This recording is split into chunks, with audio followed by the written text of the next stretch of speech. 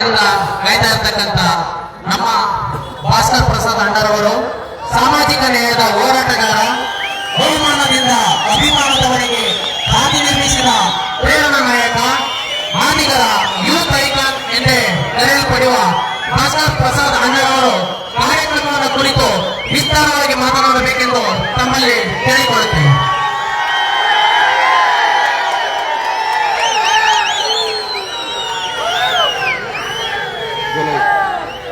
Wait.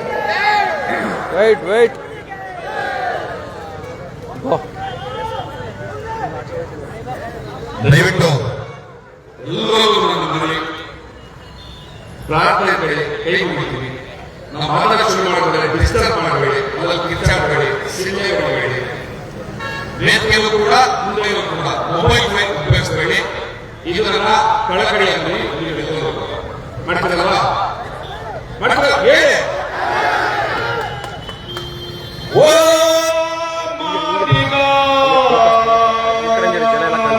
ಕಂಬದ ಪಕ್ಕ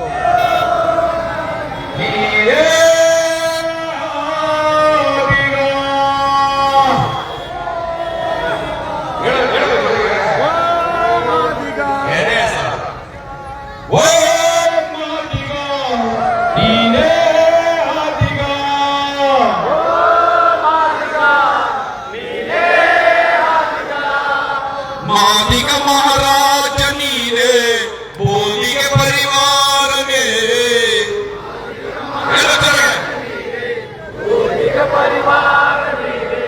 ಈ ಮಣ್ಣ ಮೂಲ ನೀನೆ, ಜಬು ದೀಪ ಒಡೆಯನೆ.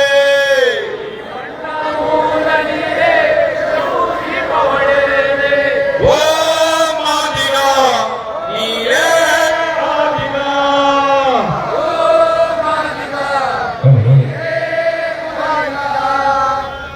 ಕೈ ಕೊಡ್ತದೆ ಒಂದ್ಸಲಿ, ಹತ್ರ ಬರ್ತದೆ ಒಂದ್ಸಲಿ ಹೋಗಿ ಬರಲ್ಲ. ಯಾವ ಸ್ಪೀಕರ್ ತೊಂದರೆ ಆಗ್ತದೆ ನೋಡ್ಕೊಳ್ಳಿ ಒಂದ್ಸಲ. ನೀನು ನನ್ನ ಮಾತಾಡೋದು ದೂರ ಇದೆ, ಇಲ್ಲಿ ಬರ್ಬೇಡ. ನಡಿ ನೀನು ಕೂಡು. ನಾನು ಹಂಗೇನೆ, ಅವನಿಗೆ ಬೇರೆ ಅಣ್ಣ ಮಾಡಲ್ಲ, ಅದಕ್ಕೆ ಕಳಿಸ್ತಾನ. ಈ ಅಲ್ಲೊಂದು ಹಾರನ್ ಇದೆಯಲ್ಲ, ಅದು ಪ್ರಾಬ್ಲಮ್. ಅಲ್ಲಿ ಈ ಕಡೆ ಸ್ಪೀಕರ್ನ ಈ ಕಡೆಯಿಂದ ಕಟ್ಟಿದ್ದಾರೆ ಡೈರೆಕ್ಷನ್, ಆ ಹಾರನ್ನು ಈ ಕಡೆಗಿದೆ. ಅದೇನಾಗುತ್ತೆ, ಕನ್ಫ್ಯೂಸ್ ಆಗುತ್ತೆ. ಇದೊಂದು ಹಾರನ್ನು ಆಫ್ ಮಾಡಿ, ಈ ಕಡೆ ತಿರ್ಸಿದ್ರಲ್ಲ ಹಾರನ್ನು, ಫ್ರಂಟ್ ಹಾರನ್ನು ಅದನ್ನ ಆಫ್ ಮಾಡಿ ದಯವಿಟ್ಟು ಮೈಸಕ್ ಆ ತರ ಕಟ್ಟಬಾರ್ದು. ಹಾರನ್ನು ಆ ಕಡೆಗೆ ಇರಬೇಕು. ನೀವು ಈ ಕಡೆ ಕಟ್ಟಿದ್ರೆ ಅದನ್ನ ಕಿವಿಗೆ ಹೊಡಿತೀವಿ.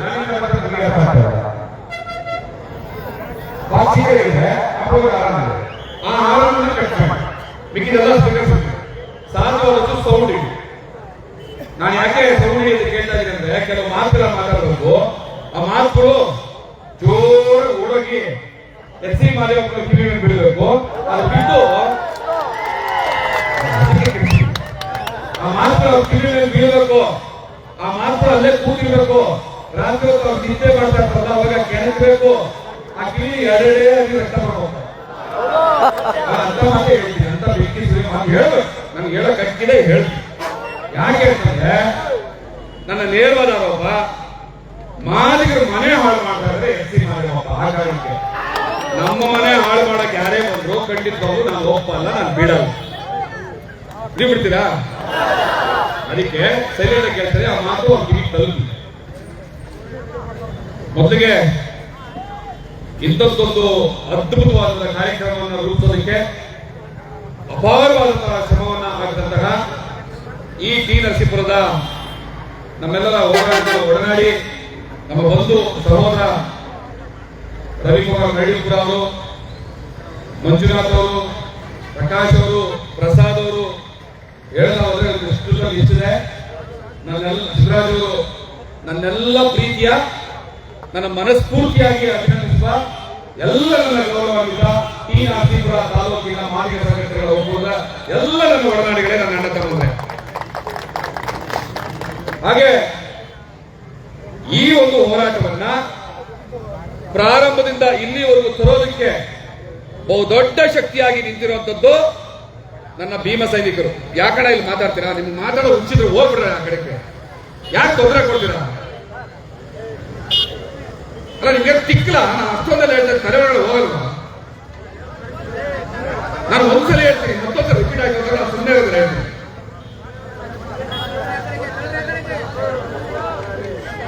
ಇನ್ನೊಂದ್ಸಲ ಅಷ್ಟೇ ಹೇಳೋದು ನಾನು, ಮತ್ತೆ ಅದೇ ರಿಪೀಟ್ ಆಯ್ತು ಅಂದ್ರೆ ದೇವರನ್ನ ಎಷ್ಟು ಸುಮ್ಮನೆ ಇರೋಲ್ಲ ನಾನು.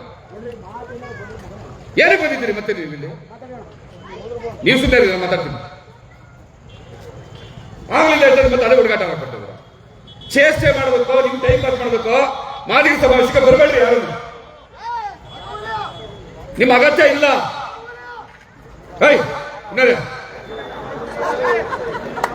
ಇದ ಚೇಷ್ಟೆಗಳು ಮಾಡ್ಕೊಂಡು 35 ವರ್ಷ ಸತ್ತಿರೋದು ನೀವೆಲ್ಲ. ಬರ್ತೀನಿ, ಆ ವಿಷಯಕ್ಕೆ ಬರ್ತೀನಿ. 35 ವರ್ಷದ ಹೋರಾಟ ಏನಾಯ್ತು ಅಂತ ಹೇಳಿದಾರಲ್ಲ, ಆ ವಿಷಯಕ್ಕೆ ಬರ್ತೀನಿ. ಅವ್ರ ನಿಮಗೆ ಬೆಂಕಿ ಸುರಿಬೇಕಾಗಿದೆ, ಸುರಿತೀನಿ. ಸರಿ, ಯಾಕೆ ಸುಮ್ಮನೆ ಬೈಕ್ ದಿವಸ ಹೋಗ್ತೀನಿ,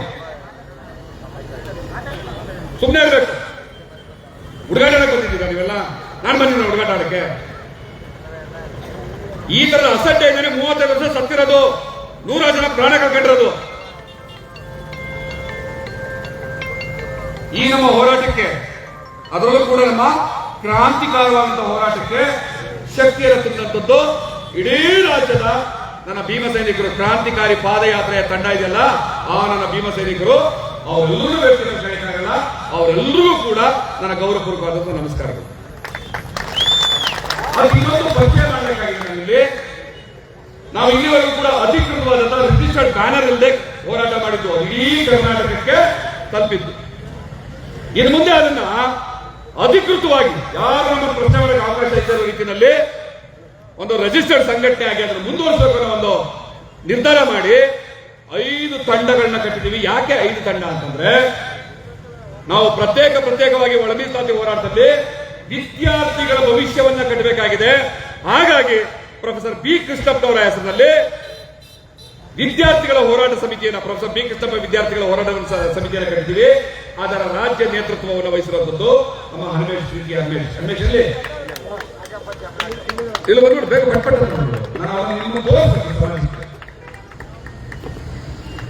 ಮತ್ತೆ ಬಾಬಾ ಸಾಹೇಬ್ ಸರ್ವಿಸ್ ಫೋರ್ಸ್, ಇಡೀ ರಾಜ್ಯದಾದ್ಯಂತ ಯುವಕರ ಯುವ ಪಡೆಯನ್ನು ಕಟ್ಟಬೇಕು. ಆ ಯುವಕರ ಯುವ ಪಡೆ ಅಂತಿಂತ ಯುವ ಪಡೆ ಅಲ್ಲ. ನಾನು ಮುಂದೆ ಮಾತಾಡೋದಿದ್ದೀನಿ ಏನೇನು ವಿಚಾರ ಅಂತ ಎಲ್ಲಾ ವಿಚಾರಗಳಲ್ಲೂ ಪ್ರಾಣ ಕೊಟ್ಟಾದ್ರೂ ಕೂಡ ಈ ಸಮುದಾಯದ ಪರವಾಗಿ ನಿಲ್ಲಬೇಕಾಗಿರುವ ಜವಾಬ್ದಾರಿ ಹೊತ್ತಿರುವಂತಹ ಬಾಬಾ ಸಾಹೇಬ್ ಸರ್ವಿಸ್ ಫೋರ್ಸ್ ಅಂತ ಒಂದು ತಂಡವನ್ನು ಕಟ್ಟಿದ್ದೀವಿ. ಸೈನ್ಯ, ಅದು ಬರೀ ತಂಡ ಅಲ್ಲ, ಅದೊಂದು ಸೈನ್ಯ. ಅದರ ರಾಜ್ಯ ಜವಾಬ್ದಾರಿಯನ್ನ ನಮ್ಮ ಸುರೇಶ್ ಅವರು ವಹಿಸಿಕೊಂಡಿದ್ದಾರೆ. ಹಾಗೆ ನಮ್ಮ ಸಮುದಾಯಗಳು ಮಾದಿಗರು ಮಾತ್ರ ಅಲ್ಲ, ಸಮಸ್ತ ಶೋಷಿತ ಸಮುದಾಯಗಳ ಭೂಮಿಗಳನ್ನ ಕಸಿಕೊಳ್ಳುವಂತಹ ಕೆಲಸವನ್ನ ರಾಜ್ಯ ಸರ್ಕಾರಗಳು ಆಗಾಗ ಮಾಡುತ್ತೆ. ಕೆಲವು ಬಲಾಢ್ಯರು ಮಾಡ್ತಾರೆ, ಭೂ ಮಾಫಿಯಾಗಳು ಮಾಡ್ತಾರೆ. ಅಂತವ್ರ ವಿರುದ್ಧ ಕೆಚ್ಚದೆಯ ಹೋರಾಟವನ್ನು ಕಟ್ಟೋದಕ್ಕೋಸ್ಕರ ಸಮಸ್ತ ಶೋಷಿತರ ಭೂಮಿ ಸಂರಕ್ಷಣಾ ಸಮಿತಿಯನ್ನ ರಚನೆ ಮಾಡಿದ್ದೀವಿ. ಅದರ ನೇತೃತ್ವವನ್ನ ನಾಗರಾಜ್ ವಹಿಸಿಕೊಂಡಿದ್ದಾರೆ. ಮತ್ತೆ ಈಗ ನಾವೇನು ಈ ಪಾದಯಾತ್ರೆಯನ್ನು ಮುಂದುವರಿಸಿ ಬಂದಿದ್ವಿ ಪ್ರಾರಂಭದಿಂದ, ಇನ್ನೂ ಎಲ್ಲೆಲ್ಲ ಹೋಗ್ಬೇಕಾಗಿದೆ. ಅದು ಆ ಸಂದರ್ಭದಲ್ಲಿ ಅದರ ಜವಾಬ್ದಾರಿ ಯಾರಾದ್ರೂ ಹೊರಬೇಕಲ್ವಾ? ಯಾರಾದ್ರೂ ಒಬ್ಬ ಡ್ರೈವರ್ ಬೇಕಲ್ಲ ಮಿಡಿ ತಂಡ ನಡೆಸೋದಕ್ಕೆ. ಅಂತದ್ದೊಂದು ಜವಾಬ್ದಾರಿನ ಹೊತ್ಕೊಂಡಿರುವಂತದ್ದು ನಮ್ಮ ಎಲಿಯಾಸ್ ರೆಡ್ಡಿ ರಾಯಚೂರು ಅವರ ಇಡೀ ರಾಜ್ಯದ ಜವಾಬ್ದಾರಿ ಹೊತ್ಕೊಂಡಿರುವಂತದ್ದು. ಈಗ ಕಟ್ಟ ಕಡೆಯಿಂದ ನಾನು ಹೇಳ್ತಾ ಇದ್ದೀನಿ, ಮಾದಿಗ ಸಮುದಾಯದ ಸಮಸ್ತ ಅಭಿವೃದ್ಧಿ, ವಿದ್ಯಾಭ್ಯಾಸ ಇರಲಿ, ಸರ್ಕಾರದಿರಲಿ, ಉದ್ಯೋಗಗಳ ವಿಚಾರ ಇರಲಿ, ಎಂಥದ್ದೇ ವಿಚಾರ ಬಂದರೂ ಕೂಡ ಮಾದಿಗರಿಗೆ ಒಂದು ಗಟ್ಟಿಯಾದಂತಹ ರಾಜ್ಯ ಸಂಘಟನೆ ಬೇಕಾಗಿದೆ. ಮಾದಿಗಾನ ಹೆಸರಿನಲ್ಲೇ ಬೇಕಾಗಿತ್ತು. ಹಾಗಾಗಿ ನಾವೆಲ್ಲರೂ ಕಿತ್ಕೊಂಡ್ರಿ ಫೋನು ಅವಾಗಿಂದ ಆಯ್ತು, ಅರ್ಥ ಆಗಲ್ವೇನ್ರಿ? ಇಷ್ಟೊಂದು ಹೇಳ್ಬೇಕೇನ್ರಿ?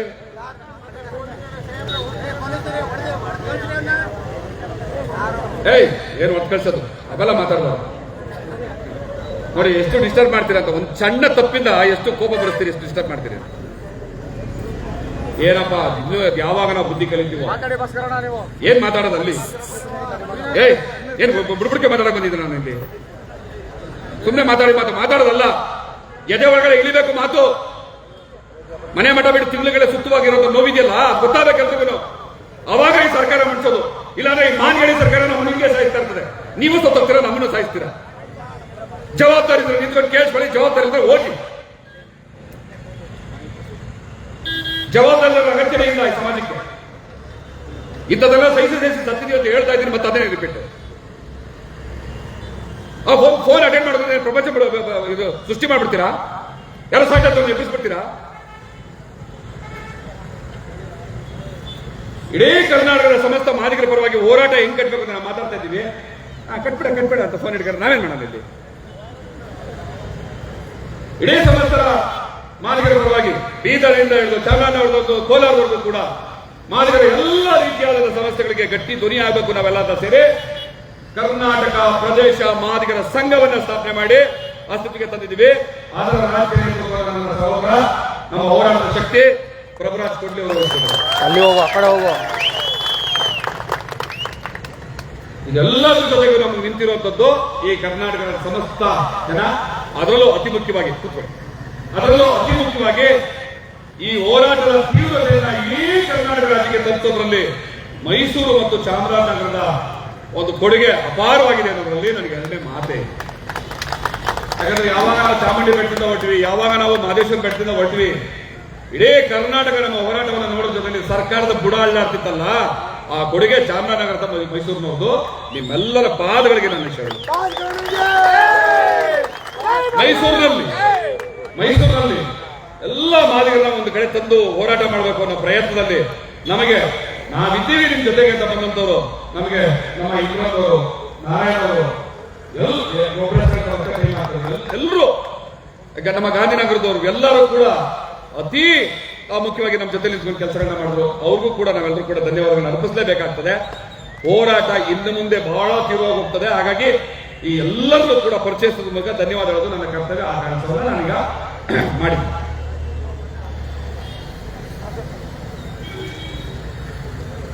ಇಲ್ಲಿ ತೊಂದರೆ ಮಾಡ್ತೀರಿ? ನನ್ನ ತಲೆ ನನ್ನ ಮಕ್ಕಳಿಗೆ ನಿಂತ್ಕೊಳ್ಳೋದು ನನಗೆ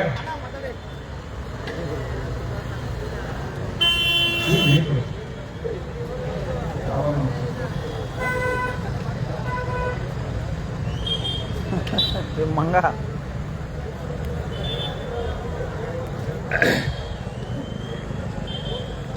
ಹಾಗೆ ಈ ಒಂದು ಹೋರಾಟ ಇನ್ನೇನು ತೀವ್ರವಾಗ್ತಿದೆ ಅನ್ನುವಂಥ ಸಂದರ್ಭದಲ್ಲಿ ಅದಕ್ಕೆ ಮತ್ತಷ್ಟು ಪ್ರಖರವಾದಂತಹ ಶಕ್ತಿಯನ್ನು ಕೊಡೋದನ್ನು ನಮ್ಮ ಜೊತೆಯಲ್ಲಿ ಕೈ ಜೋಡಿಸಿದ್ದು ನಿಮ್ಮ ಹೇಳಿ ನೋಡೋಣ ಯಾರು ಅಂತ. ಸಾಮಾಜಿಕ ನ್ಯಾಯಪರ ವೇದಿಕೆಯ ಮೂಲಕ ಸಮಸ್ತ ವಕೀಲರು ತಂಡ, ಅವರು ಒಬ್ಬ ವ್ಯಕ್ತಿಯಾಗಿ ಬರಲಿಲ್ಲ, ಅವರೊಬ್ಬ ವ್ಯಕ್ತಿಯಾಗಿ ನಾವು ಬರಲಿಲ್ಲ, ಒಂದು ಇಡೀ ವಕೀಲರು ತಂಡವನ್ನು ಕಟ್ಕೊಂಡು ನಮ್ಮ ಜೊತೆ ನಿಂತಿದ್ದು. ಅದು ಬಹಳ ದೊಡ್ಡ ಶಕ್ತಿಯಾಗಿ ನಮ್ಮ ಜೊತೆ ಕೈ ಜೋಡಿಸಿದ್ದು. ಮತ್ತೆ ಕೊನೆಯಲ್ಲಿ ಮತ್ತೆ ನಾನು ಈ ಟಿ ನರಸೀಪುರದ ಈ ಒಂದು ವೇದಿಕೆಯನ್ನು ನಿರ್ಮಾಣ ಮಾಡಿದಾಗ ಎರಡನೇ ಸಲ ಅವ್ರು ನೆನೆಸ್ಕೋಬೇಕು ಅನಿಸ್ತದೆ. ಯಾಕಂದ್ರೆ ಬಹಳ ಇಷ್ಟೊತ್ತಲ್ಲಿ ಇಷ್ಟು ಜನ, ಇಷ್ಟು ಸಾವಿರ ಜನ ಇಲ್ಲಿ ಕೂರ್ಸಿದ್ದಾರೆ ಅಂತಂದ್ರೆ ತಮಾಷೆ ಮಾತಲ್ಲ. ಅದ್ಭುತವಾದ ಸಂಘಟನಾಕಾರ ನನ್ನ ಸಹೋದರ ರವಿಕುಮಾರ್ ಮಡಿಪುರ ಮತ್ತು ಅವರ ತಂಡ, ಪ್ರಕಾಶ್ ಅವರು, ಆಮೇಲೆ ಮಂಜುನಾಥ್ ಅವರು, ಪ್ರಸಾದ್ ಅವರು, ಸಿದ್ದರಾಜ್ ಅವರು, ಅವರೆಲ್ಲರಿಗೂ ಮತ್ತೊಮ್ಮೆ ನಾನು ಹೃದಯಪೂರ್ವಕವಾದ ಧನ್ಯವಾದಗಳನ್ನು ಅರ್ಪಿಸ್ತಾ, ಸ್ನೇಹಿತರೆ, ಎನ್ ರಾಚಯ್ಯನವರು ಅನ್ನುವಂತಹ ಒಂದು ಧೀಮಂತ ಶಕ್ತಿ, ಒಂದು ಬೆಳಕದು.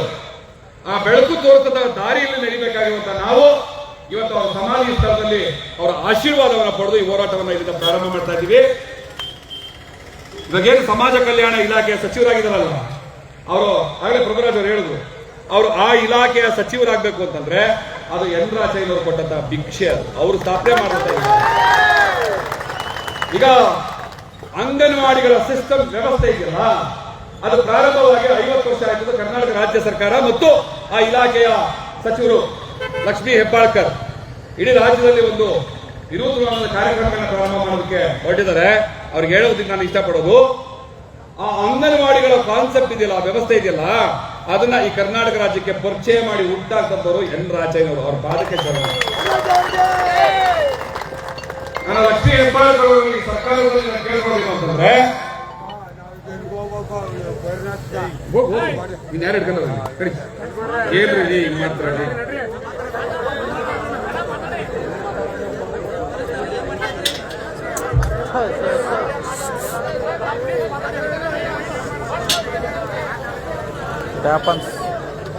ಇರ್ಲಿ ಅಣ್ಣ, ಇರ್ಲಿ. ಸರಿ, ಅಂಗನವಾಡಿ ಅನ್ನೋದ್ರಿಂದ ಏನು ಆ ಪದದಿಂದ ಏನು ಸಾಧಿಸಬೇಕೋ ಗೊತ್ತಿಲ್ಲ. ಆ ಅಂಗನವಾಡಿ ಕಾನ್ಸೆಪ್ಟ್ಗಳನ್ನ ಹುಟ್ಟಾಕದ ಯಂತ್ರಾಚೆಯವರು ಇದ್ದಾರಲ್ಲ, ನಾವು ಆಗ್ರಹಿಸೋಣ ಈ ಸರ್ಕಾರವನ್ನ, ಯಂತ್ರಾಚೆಯ ಶಿಶುಪಾಲನಾ ಕೇಂದ್ರಗಳು ಅಂತ ಅದನ್ನ ನೇಮಿಂಗ್ ಸೆರೆಮನಿ ಮಾಡಿ 50 ವರ್ಷದ ಸುಸಂದರ್ಭದಲ್ಲಿ ಆ ಧೀಮಂತ ನಾಯಕರಿಗೆ ಕೊಡುವಂತ ದೊಡ್ಡ ಕೊಡುಗೆ ಆಗ್ತದೆ. ಮತ್ತೆ ಅವ್ರು ಕೊಟ್ಟಂತ ಕೊಡುಗೆಗಳನ್ನ ನಾನು ಚಾಮರಾಜನಗರ ಮತ್ತು ಮೈಸೂರು ಇಡೀ ರಾಜ್ಯಕ್ಕೆ ಕೊಟ್ಟ ಕೊಡುಗೆಗಳನ್ನ ಇಲ್ಲಿ ಸ್ಪರ್ಶೋದಕ್ಕೆ ಸಾಧ್ಯ ಇಲ್ಲ.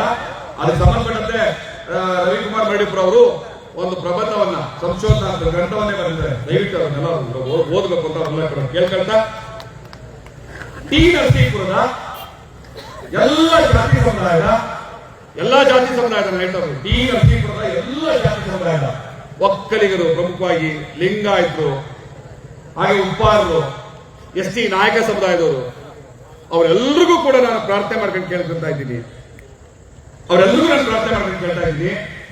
ನನ್ನ ಹೊಟ್ಟೆ ಸಂಕಟವನ್ನ ಹೇಳ್ತಾ ಇದ್ದೀನಿ, ಕಲಿಯುವುದು ಪ್ರಾರ್ಥನೆ ಮಾಡ್ತಾ ಇದ್ದೀನಿ. ನನ್ನ ನಿಜವಾದ ನೋವು, ನನ್ನ ಅಸಹಾಯಕತೆ ಏನು ಅಂತ ಈ ಟಿ ನರಸೀಪುರದ ಎಲ್ಲ ಒಕ್ಕಲಿಗ ಸಮುದಾಯಕ್ಕೆ, ಲಿಂಗಾಯತ ಸಮುದಾಯಕ್ಕೆ, ನಾಯಕ ಸಮುದಾಯಕ್ಕೆ, ಉಪ್ಪಾರ ಸಮುದಾಯಕ್ಕೆ, ಎಲ್ಲ ಜಾತಿಯವರಿಗೆ, ಹೊಲೆಯರಿಗೆ, ಮಾರ್ಗರಿಗೆ ಎಲ್ಲರೂ ಹೇಳ್ತಾ ಇದ್ದೀನಿ, ಹೊಲೆಯರು ಸೇರಿಸಿ ಹೇಳ್ತಾ ಇದ್ದೀನಿ. ಅಣ್ಣತ್ರ ಇವತ್ತು ಅಕ್ಷರಶಃ ಅಸಹಾಯಕ ಪರಿಸ್ಥಿತಿಯಲ್ಲಿ ಬಂದು ನಿಂತಿದ್ದೀವಿ ನಾವು ಮಾದಿಗರು ಇಡೀ ರಾಜ್ಯದಲ್ಲಿ. ಯಾಕೆ ಅಂತಂದ್ರೆ ನೀವೆಲ್ಲ ಓಟ್ ಕೊಟ್ಟು ಅಧಿಕಾರ ಕೊಟ್ಟಂತಾಗ SC ಮಾದೇವಪ್ಪನವರು ನಮ್ಮ ಬಾಯಿಗೆ ಮಣ್ಣಾಗ್ತಾವ್ರೆ ಕಣ್ಣ. ಮಾದಿಗರ ಬಾಯಿಗೆ ಮಣ್ಣಾಗ್ತಾ ಇದ್ದಾರೆ, ನಮ್ಮನ್ನು ತುಳಿತಾ ಇದ್ದಾರೆ, ನಮ್ಮನ್ನು ಸಾಯಿಸ್ತಾ ಇದ್ದಾರೆ, ನಮ್ಮ ಕಣ್ಣಲ್ಲಿ ನೀರು ಹಾಕಿಸ್ತಾ ಇದ್ದಾರೆ. ದಯಮಾಡಿ ಈ ಒಂದು ವಿಧಾನಸಭಾ ಕ್ಷೇತ್ರದಲ್ಲಿ ಎಲ್ಲ ನನ್ನ ಗೌರವದ, ನನ್ನ ಪೂಜ್ಯ ಒಕ್ಕಲಿಗ ಸಮುದಾಯದವರು, ಲಿಂಗಾಯತರು, ಎಲ್ಲ ಜಾತಿಯವರು, ಎಲ್ಲರೂ ಮುಸಲ್ಮಾನರು ಸೇರಿದಂತೆ ನಿಮ್ಮ ಪಾದಗಳಲ್ಲಿ ನಾನು ಪ್ರಾರ್ಥನೆ ಮಾಡಿ ಕೇಳ್ತಾ ಇದ್ದೀನಿ. ಏನ್ ಮತ್ತ ರೋಗ ನಿಮ್ಗೆ ಮಾಣಿಗೆಟ್ಟ ಏನು ಗೊತ್ತಿರೋ ಇದೆಲ್ಲ ಇಡೀ ಸಮುದಾಯಗಳಿಗೆ ನನ್ನ ಸಂಕಟ ಆಯ್ತದೆ, ಚಪ್ಪಳೆ ತಗೊಂಡ್ತಾರೆ, ಏನಕ್ಕೆ ಸೇರ್ತೀರಿ ಇಂಥವ್ರನ್ನೆಲ್ಲ ರೀ? ಇಡೀ ಟಿ ನರಸೀಪುರ ಕ್ಷೇತ್ರದ ಎಲ್ಲ ಜಾತಿ ಸಮುದಾಯದ ಎಲ್ಲ ಮುಖಂಡರಿಗೆ, ಎಲ್ಲ ಸಂಘಟನೆಗಳಿಗೆ ಕೇಳ್ಕೊತೀನಿ, ಅವ್ರು ಇವತ್ತು ನಮ್ಗೆ ಹೊಟ್ಟೆ ಉಳಿಸ್ತಾ ಇದಾರಲ್ಲ, ನಮ್ಮ ಕಣ್ಣ ನೀರು ಹಾಕ್ತಾ ಇದಾರಲ್ಲ, ಸುಮಾರು 40 ಲಕ್ಷ ಮಾದಿಗರ ಭವಿಷ್ಯದ ಚೆಲ್ಲಾಟ ಆಡ್ತಾ ಇದಾರಲ್ಲ, ಅದು ಯಾವ ಕಾರಣಕ್ಕೆ ಗೊತ್ತಾ? ನೀವು ಕೊಟ್ಟಿರುವಂತಹ ಭಿಕ್ಷೆ, ಆ ರಾಜಕೀಯದ ಅಧಿಕಾರದಿಂದ. ನೀವು ಕೊಟ್ಟಂತ ರಾಜಕೀಯ ಅಧಿಕಾರ ಅವ್ರ ಕೈಯಲ್ಲಿದೆ, ಮದ ತಲೆಗೇರಿದೆ, ದಿಮಾಕ್ ತಿರುಗ್ತಾ ಇದೆ. ನ್ಯಾಯ ಕೇಳಕ್ಕೆ ಹೋದಂತ ನನ್ನ ಅಣ್ಣಂದ್ರನ್ನ ಮೊನ್ನೆ 2 ದಿವಸದ ಕೆಳಗಡೆ SC ಮಾದೇವಪ್ಪನವರೇ ಯಾಕ್ರಿ ಮಾದಿಗರಿಗೆ ಅನ್ಯಾಯ ಮಾಡ್ತಾ ಇದ್ದಾರೆ ಅಂತ ಕೇಳಕ್ ಹೋದ ನನ್ನ ಅಣ್ಣಂದ್ರು ಒಳಬಿದ್ದಾತಿ ಹೋರಾಟಗಾರರು ಅವ್ರ ಮನೆಗೆ ಹೋಗಿ ಕೇಳಕ್ ಹೋದ್ರೆ ಅಲ್ಲಿ ಮಾದಿಗರ ಮಧ್ಯೆ ಜಗಳ ತಂದಿಟ್ಬಿಟ್ಟು ನಕ್ಕೊಂಡು ಕೂತಿದ್ದಾರೆ.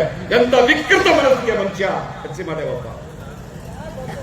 ಆತ ಅಷ್ಟು ವಿಕೃತವಾಗಿ ನಮ್ಮನ್ನ ಕೊಲ್ತಾ ಇರೋದಕ್ಕೆ ಕಾರಣ ನೀವುಗಳು, ನಮ್ಮ ಹಿರಿಯರು ಹಿಂದೆ ಎಷ್ಟೋ ಶತಮಾನಗಳಿಂದ ಜೀತ ಮಾಡಿನೋ, ಕೂಲಿ ಮಾಡಿನೋ, ನಿಮ್ಮ ಹೊಲಗಳಲ್ಲಿ ದುಡ್ದು ಅಟ್ಲೀಸ್ಟ್ ಕೊನೆ ಪಕ್ಷ ನಮ್ಮ ಕೈ ಹಿಡಿದಿದ್ರಲ್ಲ, ನೀವು ಇವತ್ತು ನಮ್ಮನ್ನ ತುಳಿಯೋದಕ್ಕೆ ಸಹಾಯ ಮಾಡ್ತಾ ಇರುವಂತ ಒಬ್ಬ ವ್ಯಕ್ತಿಯನ್ನ ಕೈ ಹಿಡಿದಿರಿ, ಅವ್ರಿಗೆ ಓಟ್ ಹಾಕಿದಿರಿ, ಗೆದ್ದಿದಿರಿ. ನಾನು ಇವತ್ತು ಪ್ರಾರ್ಥನೆ ಮಾಡ್ತೀನಿ, ಅವರಿಗೆ ನೀವು ಒಂದು ಎಚ್ಚರಿಕೆಯನ್ನ ಕೊಡಿ. ನೀವು ಮನವಿ ಮಾಡಬೇಕಾಗಿಲ್ಲ, ಯಾವುದೇ ಮತದಾರರು, ಯಾವುದೇ ಶಾಸಕರನ್ನ ಮನವಿ ಮಾಡಬೇಕಾಗಿಲ್ಲ, ಅಣ್ಣ ಅಂತ ಕೈ ಕಟ್ಟಿಲ್ಬೇಕಾಗಿಲ್ಲ, ಅವ್ರ ಬೆನ್ನಿನ ಜೇಕರ ಹಾಕಬೇಕಾಗಿಲ್ಲ. ಮತದಾರ ಪ್ರಭು, ಮತದಾರರ ರಾಜ, ನೀವೇ ರಾಜರು. ಈ ಕ್ಷೇತ್ರದಲ್ಲಿ ಎಲ್ಲ ಮತದಾರರು ರಾಜರು. ನೀವು ನಿಮ್ಮ ಮತವನ್ನ ಪಡೆದಂತಹ ಜನಸೇವಕ ಆಗ್ಬೇಕು, ಜನನಾಯಕ ಅಲ್ಲ. ಆ ಜನಸೇವಕ SC ಮಾದೇವಪ್ಪನಿಗೆ ಹೇಳಿ, SC ಮಾದೇವಪ್ಪನವರೇ, ನೀವು ಮಾದಿಗರಿಗೆ ಮಾಡೋ ಅನ್ಯಾಯ ಹೋಯ್ತು ಅಂತಂದ್ರೆ ಅದರ ಫಲ ನಮಗೂ ಬರುತ್ತೆ. ಯಾಕಂದ್ರೆ ನಾವು ನಿಮ್ಮನ್ನು ಗೆಲ್ಸಿದೀವಿ, ಅದು ಪಾಪ ನಮ್ದಾಗತ್ತೆ, ಅದ್ರ ಶಾಪ ನಮ್ದಾಗತ್ತೆ. ನೀವು ಮಾಡೋ ಕರ್ಮಕ್ಕೆ ನಾವೇ ಕೊನೆ ಆಗ್ಬೇಕು. ಎಚ್ಚರಿಕೆ ಕೊಡ್ತಾ ಇದ್ದೀವಿ.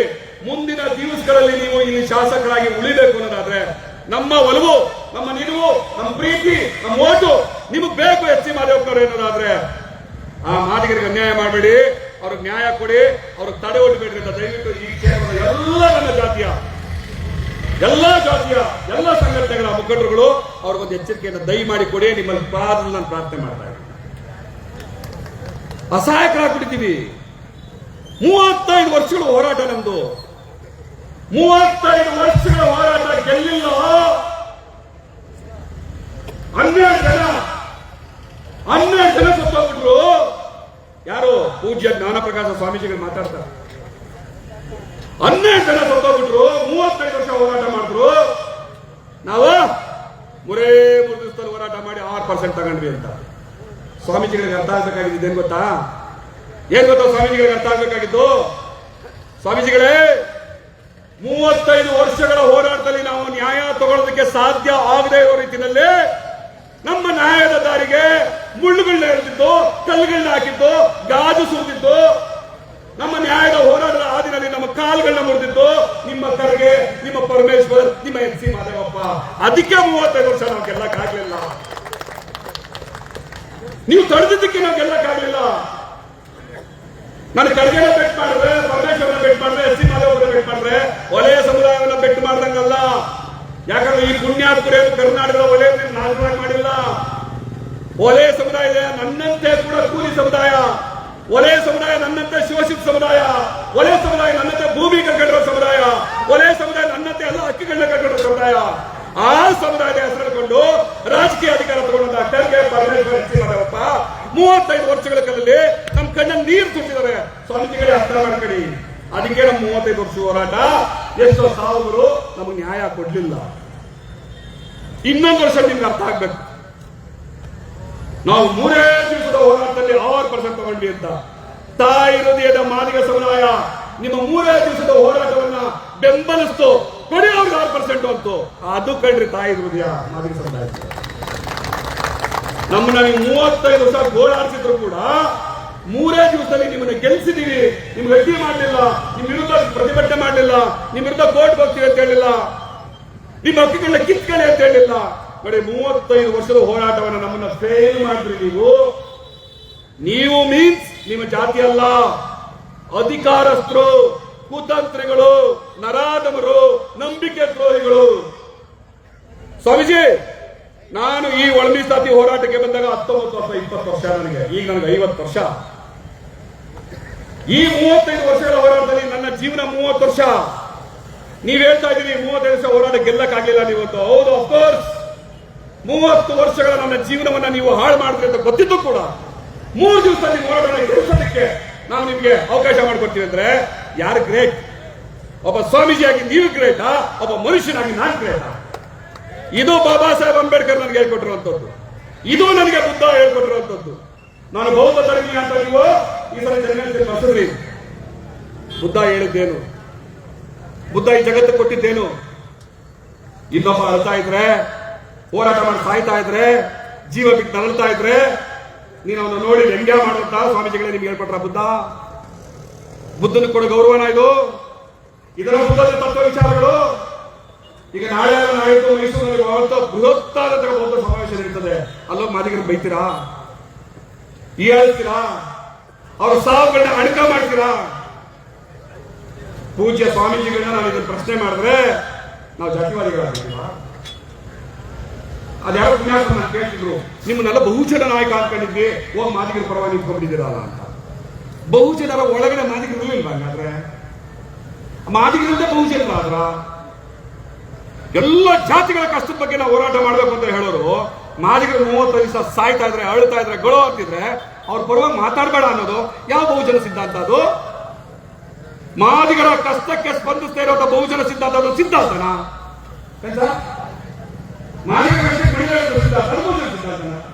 ಮಾದಿಗರು ಸೇರಿ ಬಹುಜನ ಸಿದ್ಧಾಂತ. ಹಾಗಾಗಿ ಈ ಸಮುದಾಯ ವಿಚಾರದಲ್ಲಿ ಎಲ್ಲರೂ ಕೈ ತೊರೆದು ನಿಂತಿರುವಾಗ ನಾವು ಕೂಡ ಮಾದಿಗರ ಪರವಾಗಿ ಮಾತಾಡಬೇಕು ಅಂತ ಬರ್ತೀವಲ್ವಾ, ಅದು ಹೃದಯತೆ, ಸ್ವಾಭಿಮಾನ, ಅದು ಅಗತ್ಯ. ಇದು ಸನ್ಮಾನ್ಯ ಪೂಜ್ಯ ಜ್ಞಾನಪ್ರಕಾಶ ಸ್ವಾಮೀಜಿಗಳಿಗೆ ಅರ್ಥ ಆಗಬೇಕಿತ್ತು. ಮತ್ತೊಮ್ಮೆ ಮಗದೊಮ್ಮೆ ಹೋರಾಟಗಳ ವಿಚಾರದಲ್ಲಿ ನಿಮ್ಮನ್ನ ತುಂಬಾ ಗೌರವಿಸ್ತೀವಿ. ಸಂವಿಧಾನ ಪ್ರೇಮಿ ಸ್ವಾಮೀಜಿ ಅಂತ ಕರಿತೀವಿ.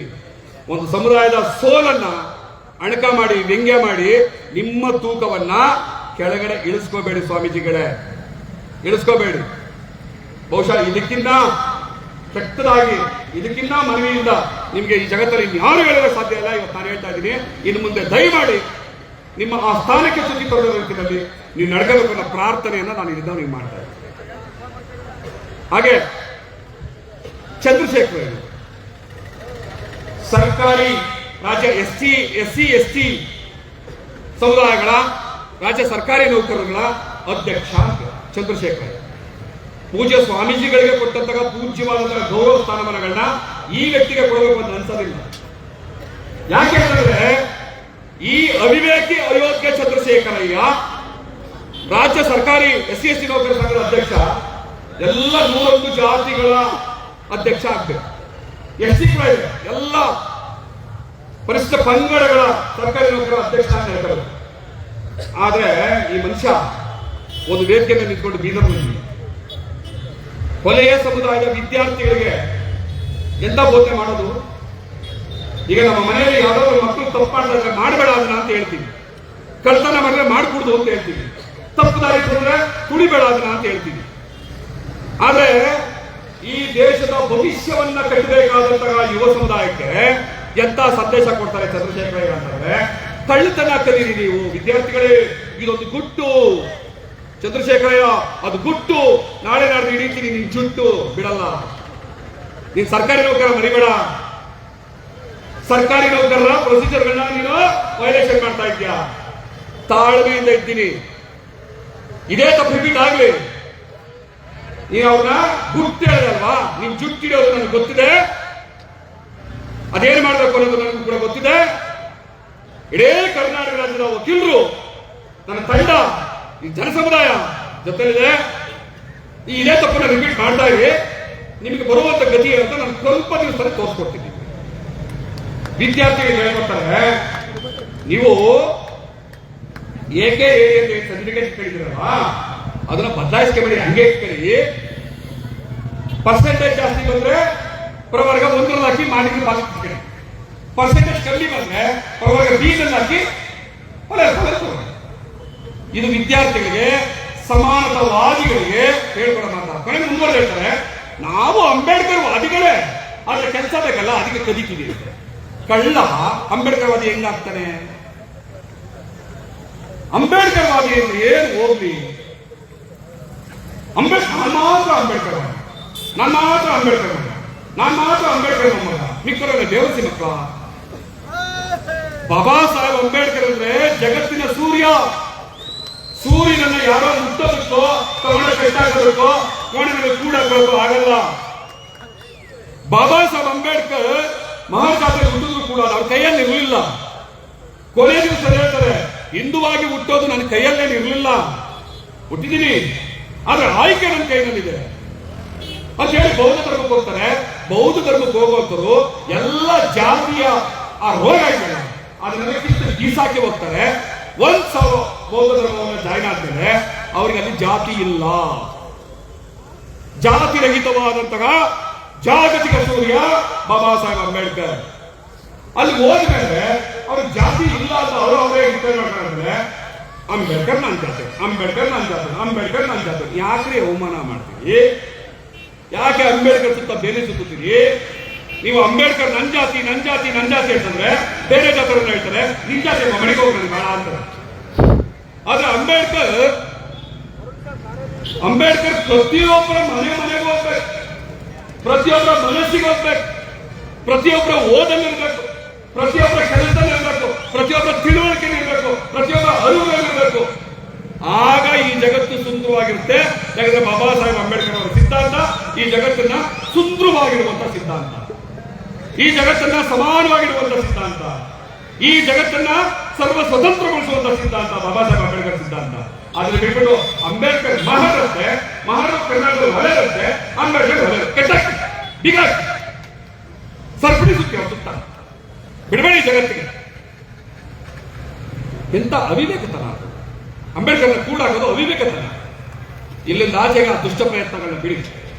ಏನ್ ಚಂದ್ರಶೇಖರ ನಾನು ಅಂಬೇಡ್ಕರ್ ವಾದಿ, ಆದ್ರೆ ಕಳ್ತನ ಹೇಳ್ಕೊಡ್ತೀನಿ ಮಕ್ಕಳಿಗೆ. ಮಕ್ಕಳು ಕಳ್ತನ ಹೇಳ್ಕೊಡೋನು ಅವಿವೇಕಿ, ಅಂಬೇಡ್ಕರ್ ವಾದಿ ಅಲ್ಲ, ಅವಿವೇಕಿ ಚಂದ್ರಶೇಖರಯ್ಯ. ಆ ಚಂದ್ರಶೇಖರ ಬುದ್ಧಿ ಕಲಿಸುವ ಕೆಲಸವನ್ನ ಆದಷ್ಟು ಬೇಗ ಖಂಡಿತವಾಗೂ ನಾವು ಮಾಡೋಣ. ಇನ್ನೊಬ್ಬರ ವಿಚಾರ ಮಾತಾಡೋದು ಅಗತ್ಯ ಇಲ್ಲ.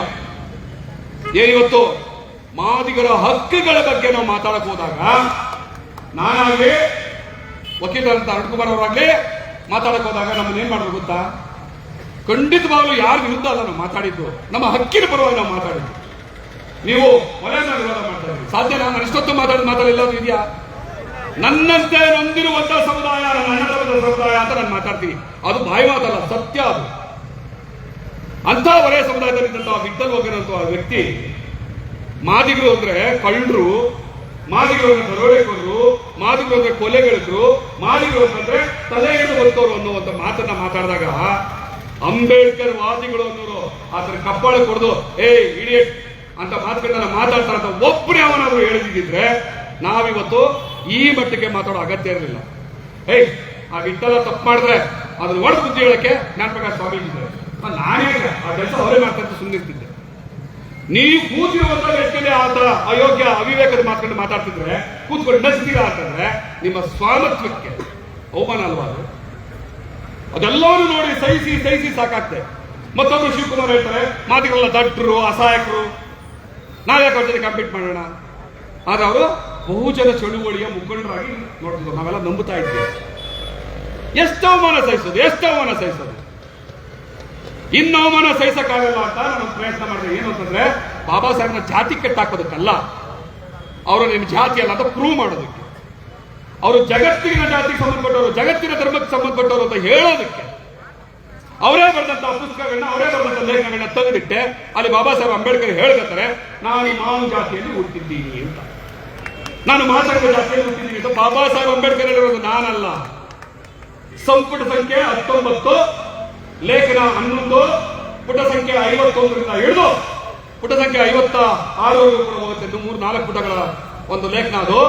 ಅಲ್ಲಿ ಎಲ್ಲಾ ಕಡೆ ಹೇಳ್ತಾರೆ ಬಾಬಾ ಸಾಹೇಬರು ನಾನು ಮಾಂಗ್ ಜಾತಿಯವನು, ಮಹರರು ಯಾಕೆ ನನಗೆ ಅವಮಾನ ಮಾಡ್ತಿದ್ವಿ ಅಂತ ಕೇಳ್ತಾರೆ. ನನಗೆ ಗೊತ್ತಿಲ್ಲಪ್ಪ ಸತ್ಯ ಸುಳ್ಳು, ನಾನು ಕ್ಲೈಮ್ ಮಾಡಕ್ ಹೋಗೋಣ. ಬಾಬಾ ಸಾಹೇಬ್ನ ಒಂದು ಜಾತಿಗೆ ಕಟ್ಟಾಕುವಂತ ಅವಿವೇಕಿ ಅಜ್ಞಾನಿ ನಾನಲ್ಲ. ನೀವು ಮಾಡ್ತಾ ಇರೋದು ತಪ್ಪು ಅಂತ ಹೇಳೋದಕ್ಕೋಸ್ಕರ ಅದನ್ನ ತಂದು ಮುಂದೆ ಇಟ್ಟೆ, ಅದು ಕ್ಲೋಸ್. ಮತ್ತೆ ನನ್ನ ಕೆಲಸ ಏನಿಲ್ಲ. ಈಗ ನೀವು ಬಾಬಾ ಸಾಹೇಬ್ನ ಜಾತಿ ಕಟ್ಟಕ್ಕೆ ಪ್ರಯತ್ನ ಮಾಡ್ತೀರಾ, ಜಗತ್ತಿಗೆ ಬಿಟ್ಕೊಡೋಕೆ ಪ್ರಯತ್ನ ಮಾಡ್ತೀರಾ, ಅದು ನಿಮಗೆ ಬಿಟ್ಟಿದೆ. ನೀವು ಕಟ್ಟಾಕಿದ್ರೆ ನಿಮ್ ಕೈಗೆ ಸಿಗ್ತಿರ್ತದಲ್ಲ ಅದು ಬಾಬಾ ಸಾಹೇಬ್. ನಾವು ತಗೊಂಡೋಗ್ತೀವಿ ಆ ರಥವನ್ನು ಎಲ್ಲರಿಗೆ ತಗೊಳ್ಬೇಕು, ಅಲ್ಲಿಗೆ ತಗೊಳ್ತೀವಿ. ನಮ್ಮ ಆತ್ಮದಲ್ಲಿ ಇರ್ಬೇಕಾದ್ರೆ ಬಾಬಾ ಸಾಹೇಬ್ ಶಕ್ತಿ ಇರುತ್ತದೆ. ಅದ್ರ ಬಗ್ಗೆ ಯಾರೇ ತಲೆ ಕೆಡಿಸ್ಕೊಳ್ತಾರೆ. ಈಗ ಮುಖ್ಯವಾದ ವಿಚಾರ ಬರೋದು ಏಕೆ ಹೇಳಿ ಸಮಸ್ಯೆ. ಆದರೆ ಕಲ್ಪನೆ ಕೊಟ್ಟಿದ್ದು ಚಂದ್ರಶೇಖರ್ ಅದೇ ಸಮಸ್ಯೆ. ಏಕೆ ಹೇಳಿ ಯಲ್ಲಿ ಸರ್ಕಾರ ಕಂಡಿದ್ದು 4 ಲಕ್ಷ ಸಿಗುತ್ತೆ, 5 ಲಕ್ಷದ ಹತ್ರ ಅಷ್ಟೇ ಜನ ಕ್ಲೈಮ್ ಮಾಡ್ತಾರ. ಏನೋ ಒಂದಷ್ಟು ಸಮಸ್ಯೆ, ದೊಡ್ಡ ಸಮಸ್ಯೆ ಆಗ್ತದೆ, ತಪ್ಪು, ಅದೇನು ಸರಿಯಲ್ಲ.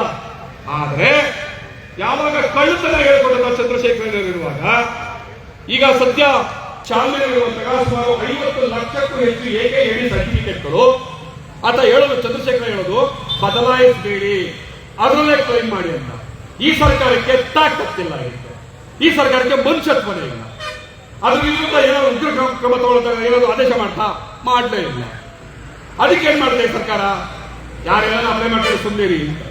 ಏಕೆ ಹೇಳಿಗಳು ಪ್ರವರಿಗೆ 1 ತಗೋಬಹುದು, BA ತಗೋಬಹುದು ಅಂತಂದ್ರೆ 50 ಲಕ್ಷ ಏಕೆ ಹೇಳಿಗಳು ಮಾದಿಗರು ವಲಯ ಇಬ್ರು ಕೂಡ ಕುರ್ಸ್ಕೊಂಡಿರುವಾಗ ಜೊತೆನಲ್ಲಿ ಜಾತಿಗಳಿದ್ರು, ಅವ್ರು ವಲಯರಲ್ಲ ಮಾದಿಗರು ಅಲ್ಲ.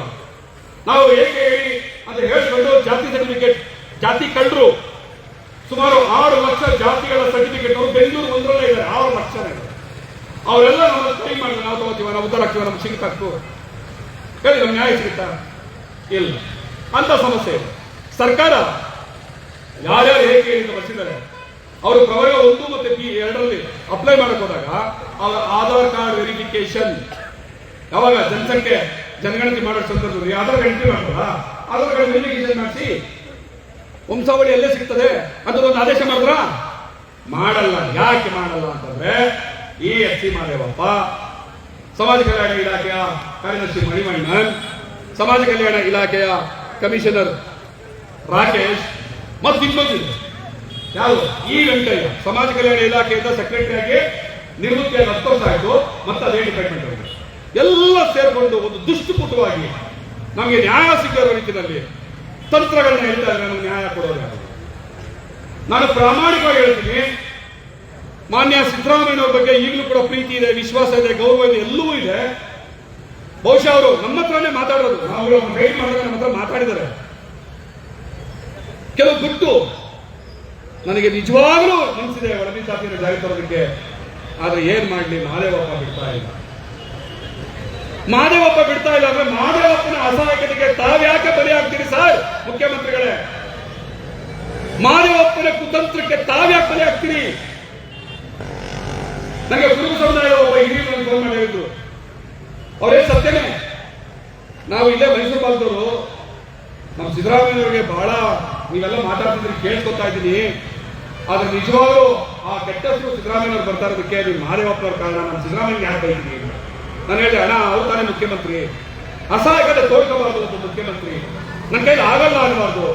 ಅಭಿನವ ದೇವರಾಜ್ ಅರಸು ಅಂತ ಕರಿತೀವಿ, ದೇವರಾಜ್ ಅರಸು ಅವರು ಒಂದೇ ಮಾತು ಹೇಳ್ತಾ ಇದ್ರು, ಯಾವ ಕೆಲಸ ಆಗಲ್ಲ ಅಂತ ನಾನು ಹೇಳ್ತಿರೋದು, ಅದನ್ನ ಏನು ಮಾಡಬೇಕು ಹೇಳೋದಕ್ಕೆ ಇರೋದು ಅಂತ ಶಾಸಕರಿಗೆ ಹೇಳ್ತಾ ಇದ್ರು. ಇಡೀ ಸದನದ ವಿರೋಧ ನಿಂತು ಕೂಡ ಸುಮಾರು 12 ಲಕ್ಷ ಹೆಕ್ಟೇರ್ 12 ಲಕ್ಷ ಹೆಕ್ಟೇರ್ ಜಮೀನುಗಳನ್ನ ಹಂಚ್ತಾರೆ ಅಂತ ದೇವರಾಜ್ ಅರಸು. ಈ ಅಭಿನವ ದೇವರಾಜ್ ಅರಸು ಅಂತ ಕರ್ಕೊಳ್ಳುವಂತಹ ಮುಖ್ಯಮಂತ್ರಿಗಳಿಗೆ ಕೊನೆಯ ಪಕ್ಷ ನಮ್ಮ ಒಳಮೀಸಲಾತಿಗಳನ್ನ ಹೇಳ್ಬೇಕು ಕೊಡಕ್ಕಾಗಲ್ಲ. ನಾವು 25 ಲಕ್ಷ ಹೆಕ್ಟೇರ್ ಕೇಳಿದ್ವ? ಒಳಮೀಸಲಾತಿ ಕೊಡಿ ಸ್ವಾಮಿ, ನಮ್ಮ ಹುಡುಗರು ಕಾಲೇಜ್ ಹೋಗ್ತಾರೆ, ನಮ್ಮ ಅಣ್ಣ ತಮ್ಮಂದಿರಿಗೆ ಪ್ರಮೋಷನ್ ಆಗ್ತದೆ, ಮತ್ತೊಂದು ನಮ್ಮ ಅಣ್ಣ ತಮ್ಮಂದಿರು ಮೆಡಿಕಲ್ ಸೀಟ್ ತಗೋತಾರೆ, ಇಂಜಿನಿಯರ್ ಸೀಟ್ ತಗೋತಾರೆ, ತುತ್ತಿನ ಚೀಲಕ್ಕೆ ಒಂದು ಉತ್ತರ ಕಟ್ಟಕತ್ತಾರೆ ಕೊಡ್ರಿ ಅಂತಂದ್ರೆ ಅದಕ್ಕೂ ಮಣ್ಣಾಕಕ್ ಬರ್ತಿರಲ್ಲ. ಆ ಭಗವಂತ ನಿಂಬಾಯಿ ಮಣ್ಣಾಕಲ್ಲ ಹೆಚ್ಚಿನ ನಾನು ಬೌದ್ಧ ಅಂತ ಹೇಳ್ತೀನಿ. ಆ ಬುದ್ಧನ ಕರುಣೆ, ಆ ಪ್ರೀತಿ, ಆ ಮೈತ್ರಿ ಎಲ್ಲ ಮರ್ತು ಬಿಟ್ರ? ಬುದ್ಧನ ಪಂಚಶೀಲಗಳನ್ನ ಮರ್ತು ಬಿಟ್ರ? ಬಾಬಾ ಸಾಹೇಬ್ ಹೇಳ್ಕೊಟ್ಟದ 20 ಅಂಶಗಳಿದಾವಲ್ಲ ಬುದ್ಧನ ಬಗ್ಗೆ ಮರ್ತು ಬಿಟ್ರ? ಇದು ನಿಜವಾಗ್ಲೂ ಬುದ್ಧತ್ವ ಅಲ್ಲ. ಏಕೆ ಈ ಸಮಸ್ಯೆ ಬಹಳ ದೊಡ್ಡದಾಗಿ ನಮ್ಮನ್ನ ಏನಂತ ಹೇಳಿ ಕಾಡ್ತಾರೆ. ಇಷ್ಟೆಲ್ಲ ಅನ್ಯಾಯ ಮಾಡಿದ್ರು ಕೂಡ, ಇಷ್ಟೆಲ್ಲ ತಪ್ಪುಗಳನ್ನ ಇಟ್ಕೊಂಡಿದ್ರು ಕೂಡ, ಇಷ್ಟೆಲ್ಲ ಅನ್ಯಾಯ, ಇಷ್ಟೆಲ್ಲ ತಪ್ಪುಗಳನ್ನ ಇಟ್ಕೊಂಡಿದ್ರು ಕೂಡ, ನಿನ್ನೆ ಸಚಿವ ಎಸ್ ಸಿ ಮಾದೇವಪ್ಪನವರು ಫೇಸ್ಬುಕ್ ನಲ್ಲಿ ಒಂದು ಆರ್ಟಿಕಲ್, ಏನೋ ಒಳಮೀಸಲಾತಿಯನ್ನು ನಾವು ಜಾರಿಗೊಳಿಸ್ತೀವಿ, ಒಳಮೀಸಲಾತಿಗೆ ಹೋರಾಟದ ಅಗತ್ಯ ಇಲ್ಲ, ಮಾತುಕತೆ ಮೂಲಕ ಬಗೆಹರಿಸಬಹುದು, ಈ ಹೋರಾಟ ಎಲ್ಲವೂ ಕೂಡ ರಾಜಕೀಯ ಅಂತ ಹೇಳೋದು. ನೀವು ಈ ಅನ್ಯಾಯವನ್ನು ಮಾಡ್ತಾ ಇರೋದು ರಾಜಕೀಯದ ಅಧಿಕಾರ ನಿಮ್ಮ ಕೈಲಿ ಇರೋದ್ರಿಂದಾನೇ ಮಾಡಿ ಹೋಗ್ತಾರೆ. ನೀವು ನಮ್ಮ ಸಮುದಾಯಕ್ಕೆ ಅನ್ಯಾಯ ಮಾಡ್ತಾ ಇದ್ರಲ್ಲ, ಅದು ನಿಮ್ಮ ಕೈನಲ್ಲಿ ಇರುವಂತಹ ರಾಜಕೀಯ ಅಧಿಕಾರದ ಪರಿಣಾಮವಾಗಿಯೇ ನಮ್ಗೆ ಅನ್ಯಾಯ ಮಾಡ್ತಾ ಇದ್ರಿ. ಅದನ್ನು ನಾವು ಪ್ರಶ್ನೆ ಮಾಡಿದ್ರೆ ರಾಜಕೀಯ ಅಂತ ಕರಿತೀವಿ. ರಾಜಕೀಯ ಮಾಡಿದ್ರೆ ಏನು ಒಂದಿಗೊಬ್ಬರು ಪಂಚಾಂಗ ಕೇಳಬೇಕು, ನಾನು ನಿಮಗೆ ರಾಜಕೀಯ ಮಾಡಿ ಸರಿ, ರಾಜಕೀಯ ಬೇಡ, ಈ ವಿಚಾರ ರಾಜಕೀಯ ಬೇಡ, ಮುಂಚತ್ವ ಇಟ್ಕೊಳ್ಳಿ. ನೀವ್ ಹೇಳ್ತಾ ಇದ್ರ ಮಾತುಕತೆ ಮೂಲಕ ಬಗೆಹರಿಸಬಹುದು ಅಂತ. ನಾವು ಪೊಲೀಸ್ ಅವರೇ ರೆಕಾರ್ಡ್ ಮಾಡ್ತಾ ಇದ್ರ ಇಂಟೆಲಿಜೆನ್ಸ್ ಡಿಪಾರ್ಟ್ಮೆಂಟ್ ಕಳಿಸಿ, ಈ ಹೋರಾಟದ ನಂತರ ಇದ್ರ ಮೇಲೆ ನಮ್ದು ಏನೇನು ಹೇಳ್ತಿದ್ದೋ ಒಟ್ಟಿಗೆ ಅನೌನ್ಸ್ ಮಾಡಲ್ಲ, ಇಂದಿನ ದಿವಸ ಹೇಳ್ತೀವಿ ಅಂತಾನೆ ನಿಮ್ಗೆ ಹೇಳ್ತಾ ಇದ್ದೀವಿ. ನಾಳೆ ನಾವು ಪೂರ್ತಿ ಪ್ಲಾನ್ ಹಾಕ್ತೀವಿ, ನಾಡಿದ್ದು ಎಸ್ ಸಿ ಮಾದೇವಪ್ಪ ಮನೆಗೆ ಹೋಗ್ತೀವಿ. ಸರಿ ಸರ್, ಎಲ್ಲರೂ ಓಕೆ ಇದೆ? ನಾಳೆ ಪ್ರಿಪೇರ್ ಆಗ್ತಾ ಇದ್ದೀವಿ. ಪೊಲೀಸ್ ಅವರಿಗೆ ಸರ್ಕಾರ ಜೊತೆ ಮಾತುಕತೆಗೆ ಒಂದು ಅವಕಾಶವನ್ನು ಕೊಡ್ತಾ ಇದ್ದೀವಿ. ನಾವು ಎಸ್ ಸಿ ಮಾದೇವಪ್ಪನವ್ರ ಮನೆಗೆ ಹೋಗ್ತೀವಿ. ಅವರೇ ಹೇಳಿದರೆ ಮಾತುಕತೆ ಬನ್ನಿ ಅಂತ. ತುಂಬಾ ಗೌರವಪೂರ್ಣವಾಗಿ ಸಂವಿಧಾನದತ್ತವಾದಂತಹ ಅಂಶಗಳನ್ನ ಇಟ್ಕೊಂಡು ಒಳ ಮೀಸಲಾತಿಯ ಸಾಧಕ ಬಾಧಕಗಳ ಬಗ್ಗೆ ಅಥೆಂಟಿಕೇಟೆಡ್ ಡಾಕ್ಯುಮೆಂಟ್ ಸಮೇತ ನಿಮ್ಮ ಜೊತೆ ಚರ್ಚೆ ಮಾಡೋದಕ್ಕೆ ವಿತ್ ಎವಿಡೆನ್ಸ್ ಮತ್ತು ನೀವು ಮಾತಾಡೋ ಅನ್ಯಾಯ ಎರಡನ್ನೂ ಇಟ್ಕೊಂಡು ಬರ್ತೀವಿ.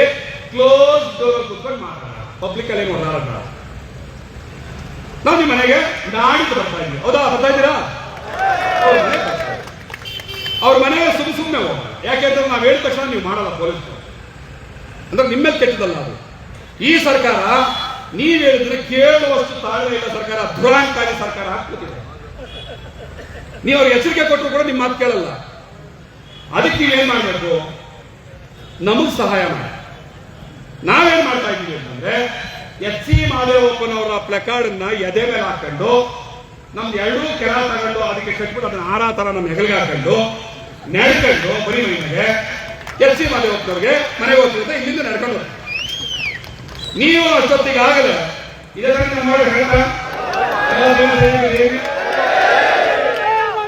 ನಾವು ಲಕ್ಷಗಟ್ಟಲೆ ಜನ ಕಟ್ಟಡಲ್ಲ, ನಾವು 30 ಜನ ತಂಡ ಇದ್ರೆ ಮೂವ್ ಆಗ್ತೀವಿ. ನಮ್ಮ ಜೊತೆ ಯಾರೇ ಬಂದ್ರು ಬೇಡ, ನೀವೆಲ್ಲ ಬರ್ಬೇಕು. ನನ್ನ ಮಕ್ಕಳ ಸಂಖ್ಯೆ ಅಂತ ನಿಮ್ಗೆ ಅನ್ಸಿದ್ರೆ ನೀವು ನಾಡಿದ್ದು ಬೆಳಗ್ಗೆಯಿಂದ ಮೂವ್ ಆಗ್ತಿಲ್ವಾ? ನೀವು ಬರೀ ಸಾಯನ ಬರ್ತೀರಾ?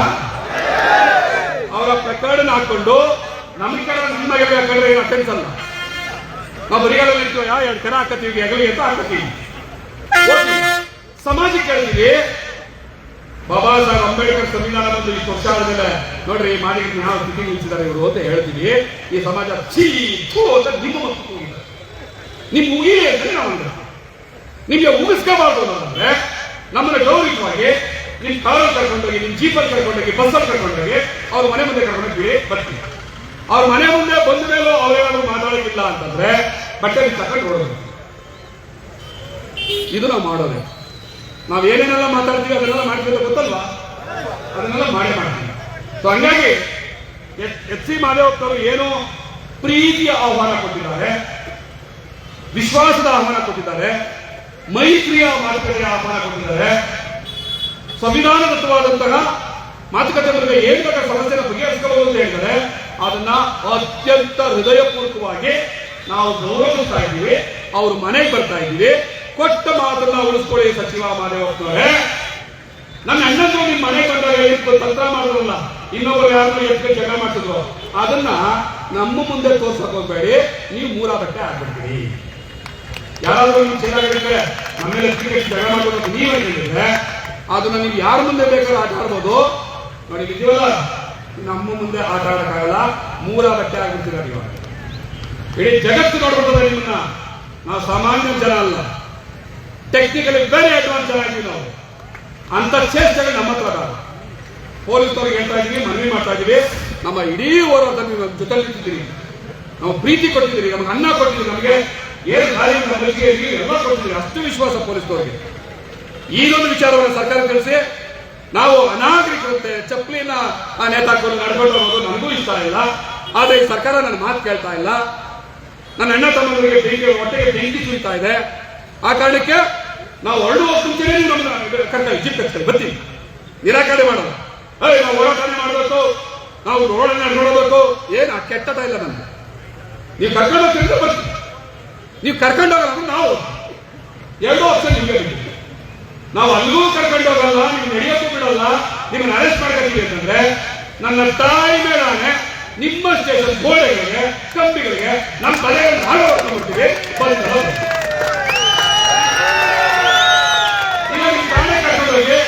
ನೀವು ಠಾಣೆ ಚೇಂಬರ್ಗಳು, ಟೇಬಲ್ಗಳು, ಕುರ್ಚಿಗಳು, ಡಾಕ್ಯುಮೆಂಟ್ಸ್ ಅದ್ರ ಮೇಲೆ ಉಂಚೆ ನನ್ನ ತಾಯಿ ಮೇಲೆ ಸತ್ಯ ಇದು. ಯಾಕೆ ಅಂತಂದ್ರೆ ನಮ್ಮ ಆ ಅನಾಗರಿಕವಾದಂತಹ ವರ್ತನೆಗೆ, ಅನಾಗರಿಕ ವರ್ತನೆ ಗೊತ್ತು.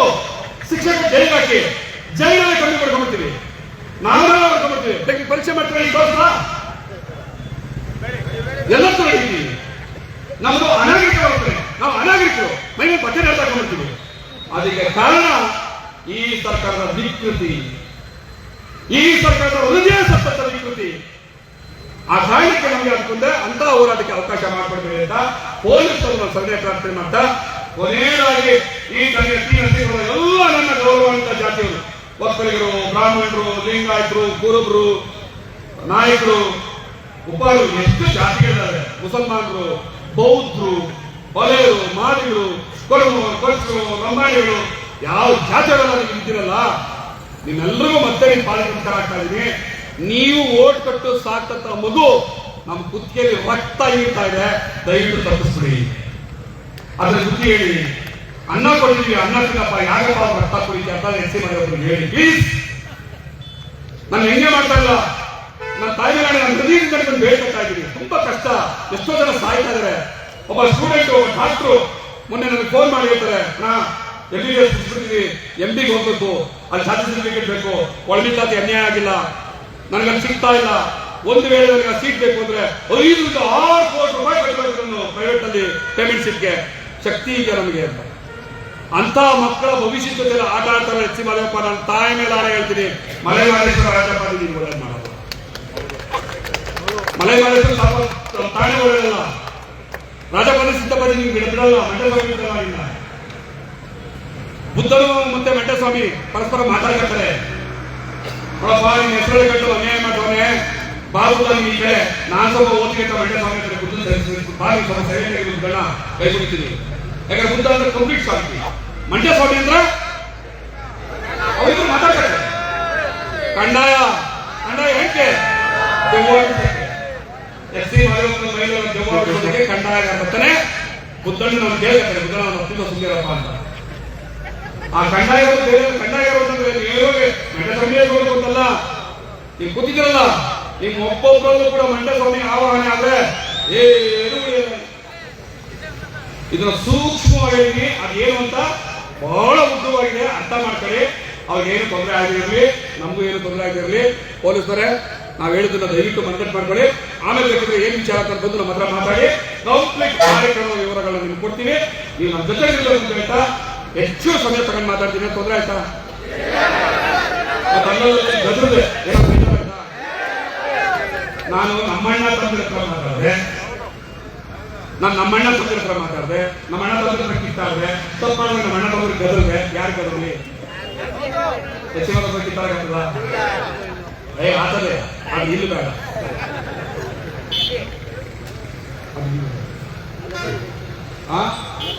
ಅಲೆಮಾರಿಗೂ ಅನ್ಯಾಯ. 1% ಅಲೆಮಾರಿಗಳು ಸಿಗ್ಲಿಲ್ಲ. ಅವ್ರ ಪರವಾಗಿ 15ನೇ ತಾರೀಕು ಹೋರಾಟ ಯಾದಗಿರಿಯಲ್ಲಿ 15ನೇ ತಾರೀಕು ಹೋರಾಟ 1000 ಜನ ಸೇರ್ತಾ ಇದ್ದಾರೆ. ನಾನು ಹೋಗ್ತಾ ಇದ್ದೀನಿ. ಈ ಹೋರಾಟ ನಮ್ಮ ಕಂಟಿನ್ಯೂ ಮಾಡ್ತಾ ಇದ್ರೆ ಈಗ ಹೋಗಿ ಬಂದ್ಬಿಡ್ತೀವಿ.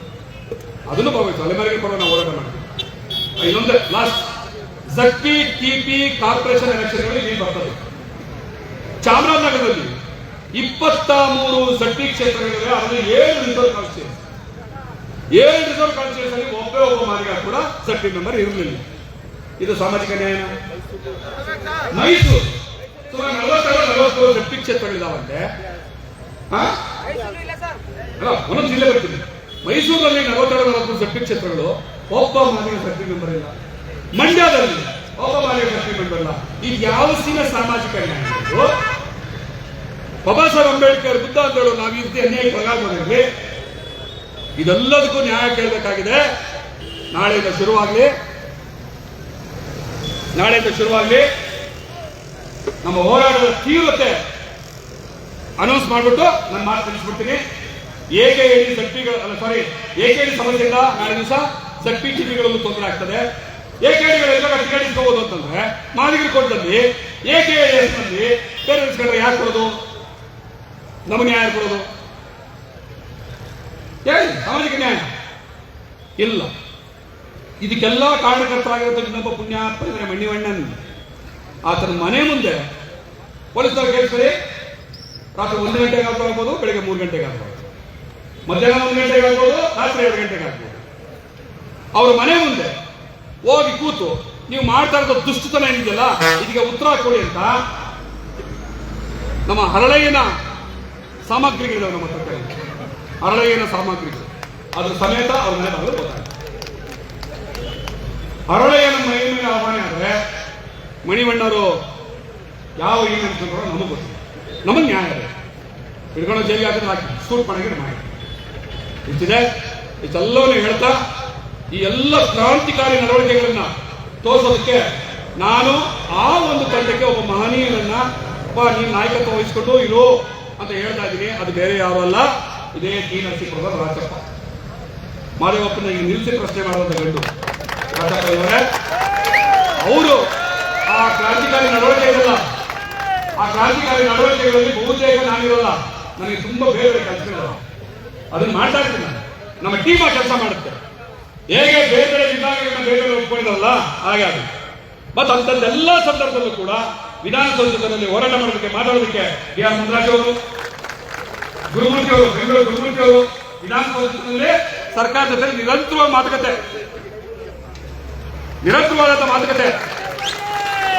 ಅದಕ್ಕೆ ಬೇಕಾದಂತ ಏರ್ಪಾಡನ್ನು ಮಾಡುವಂಥದ್ದು BR ಮುನ್ರಾಜ್ ಅವರು ಮತ್ತೆ ಗುರುಮೂರ್ತಿ ಅವರು. ಮತ್ತೆ ಇಲ್ಲಿ ಮೈಸೂರಿನಲ್ಲಿ ಪೊಲೀಸ್ ಇಲಾಖೆ ಮತ್ತೆ ಜಿಲ್ಲಾಧಿಕಾರಿಗಳು ಇವ್ರ ಬಗ್ಗೆ ಎಲ್ಲ ಕಮ್ಯುನಿಕೇಶನ್ ಮಾಡಿ ಹೋರಾಟವನ್ನು ತಗೊಂಡೋಗ್ಬೇಕಾಗಿರುವಂತದ್ದು ರವಿಕುಮಾರ್ ಅವರು, ಟಿ ನರಸೀಪುರದ ಎಲ್ಲ ಇನ್ನೊಬ್ಬ ವ್ಯಕ್ತಿಗಳ ಪರಿಚಯ ಮಾಡಿ ನಾನು ಮಾತನಾಡ್ತಿದ್ದೀನಿ. KN ನಾಗೇಶ್ ಎಚ್ಚರಿಕೆ ಬಗ್ಗೆ ಆಡಳಿತ ಹೇಳಿದಲ್ವಾ? ಇಡೀ ಬೆಂಗಳೂರಿನಲ್ಲಿ ಸೆನ್ಸಸ್ ನಡೆದಾಗ, ಒಳಗಿನ ಸೆನ್ಸಸ್ ನಡೆದಾಗ ಹಳ್ಳಿ ಹಳ್ಳಿ ಅಲ್ಲ ನಮ್ದು ಏರಿಯಾ ಆಗಿದೆ. ಇಡೀ ಬೆಂಗಳೂರಿನ ಎಲ್ಲ ಏರಿಯಾಗಳಲ್ಲಿ ಅಲ್ಲಿನ ಅಧಿಕಾರಿಗಳಿಗೆ ರಾತ್ರಿ ಹೊತ್ತು ನಿದ್ದೆಗೊಂಡ ಸಿಂಹ ಸ್ವಪ್ನವಾಗಿ ಕಾಣುವುದು ನನ್ನ ಕೇಳನೆ. ಈ ಟೀಮು ನಮ್ಮ ಜೊತೆಲಿದೆ ಅಂತ ಹೇಳಬೇಕಿಷ್ಟು ಸರ್ಕಾರಕ್ಕೆ. ನಾವು ಪರಿಚಯ ಮಾಡೋದು ಅಷ್ಟೇ ಉದ್ದೇಶ. ಈ ಒಂದು ಟೀಮ್ ಜೊತೆ ನಾವು ಕೆಲಸ ಮಾಡಿದ್ರೆ ಸರ್ಕಾರಕ್ಕೆ ಹೇಳ್ಬೇಕಿತ್ತು. ಮತ್ತೆ ನೀವು ಎಂಥದ್ದೇ ಕಾನೂನು ಪಟ್ಟಿಗಳು ಹಾಕೋದು ಕೂಡ ವಕೀಲರ ತಂಡ ಇಲ್ಲಿದೆ.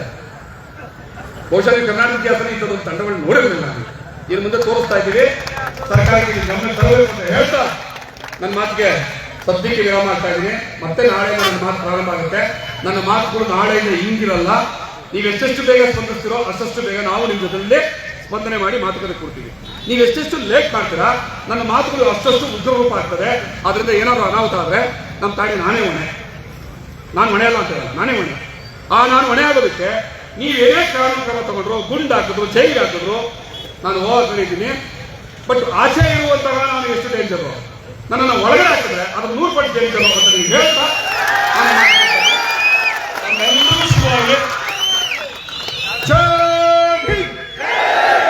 ಮತ್ತೊಮ್ಮೆ ಹೇಳ್ತಾ ಇದ್ದೀನಿ. ನಾನು ಆಚೆ ಇದ್ರೆ ಎಷ್ಟು ಡೇಂಜರ್ ಇದ್ದೀನೋ ನನ್ನ ನೀರಿಗೆ ಒಳಗಡೆ ಹಾಕಿದ್ರೆ ಅದು 100 ಪಟ್ಟು ಡೇಂಜರ್ ಇರ್ತೀನಿ ನಾನು.